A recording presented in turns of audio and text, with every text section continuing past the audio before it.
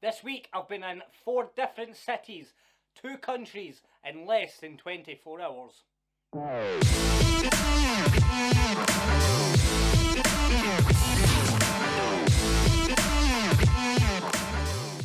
Hey everyone, Stephen here. And in today's video I'm going to be answering the remainder of the questions that I've been answering for the past 2 weeks. If that sounds interesting, just keep watching. Alright, so the next question is, why do people hate magic? Alright, so this is a really good question. People always say, like, at gigs, oh, I don't like magicians, and I think they don't because they've not saw a good magician.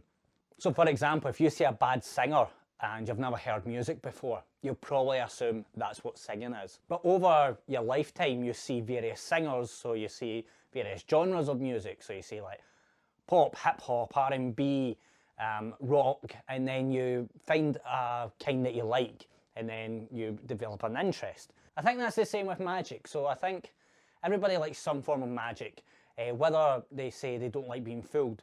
Some people might have a very questionable brain where they need to question everything.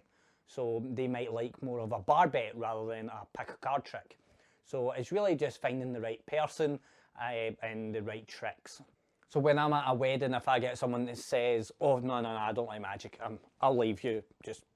I'll go, no, look, I don't like magic either. But let me show you something cool. This is different. And then normally they're like, oh, all right. And then they stand like this, watching. And then normally you get this. You get a little eyebrow raise. And then from there, you know that you've won them, and then you just kind of get involved and you become friends with them. So people don't hate magic, they love it, just not the stuff that they've saw already. Alright, so the next question is, what's the best venue you have ever gotten dressed in? Everybody thinks that magic is all glitz and glamour, but it's not. And I've got so many stories of strange places I've got changed in. I've got changed in the back of a car quite a few times. I've got changed in the passenger seat of a car literally 4 minutes from having to walk on stage. I've got changed in a ScotRail toilet. So if you are from Scotland and you know what a ScotRail toilet is like, then yeah, you know that showbiz is very fun. But I've also had some really nice changing rooms and places to get ready. One of my favourite places was I got my own dressing room. I got my own dressing room when I performed in a show at the Gaiety Theatre in Ayr. It was my own dressing room. I went in, had some tea, just chilled out. Another place that I really like to get changed is I do a gig with a group of magicians every year.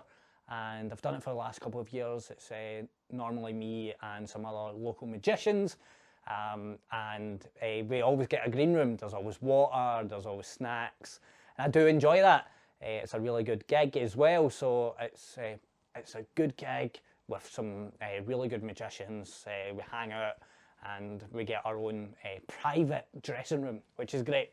So yeah, it's not all glitz and glamour. Some of it's great, some of it isn't. And see, to be honest, I'll get changed anywhere. Like, I don't care.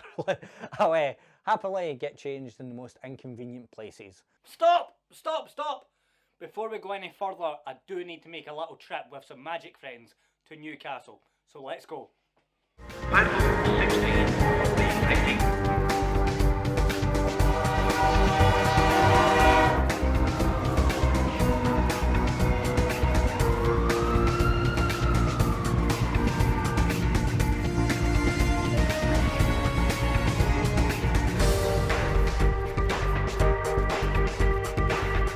as you will see, I was recently in Newcastle. I went down with my good friend Elliot Bibby and we met up with Tom Bolton. We were down working on a little magic project and hopefully you'll see some of that very soon. While we were there, we had the opportunity to perform some magic for some people. We had some cocktails, we had a little official business meeting. As well as that, we also got to check out an amazing venue in Durham called the Magic Corner. The Magic Corner is a small, intimate venue. It's absolutely stunning, it's beautiful. And you can see Tom Bolton do his show there. So if you are ever in Durham, head along to the Magic Corner. As well as that, I did get the opportunity to get some very special Magic Corner playing cards. Anyway, enough of that, let's get on with the rest of the questions. Alright, so the next question is, what's the best tech setup you have ever had? Now this is very interesting. So I have been in theatres that have had thousands and thousands and thousands of pounds worth of gear. I've been at weddings where the DJ has had the top of the range gear.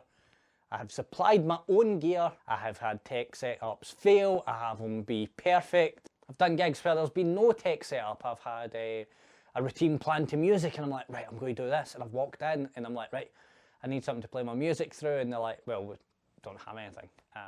So I've done that, but it's just, again, it's like show business isn't classy as people think. You don't always have the best gig. You don't always have the best venue. Don't always have the private changing room. Don't always have the best setup. So it's just all about adapting. If I plan to put music in my act, something I do is I carry a portable Bluetooth speaker. It's about this size. I just leave it in my gig bag, my stage show bag, and then if I need to, I can wirelessly control music from my phone.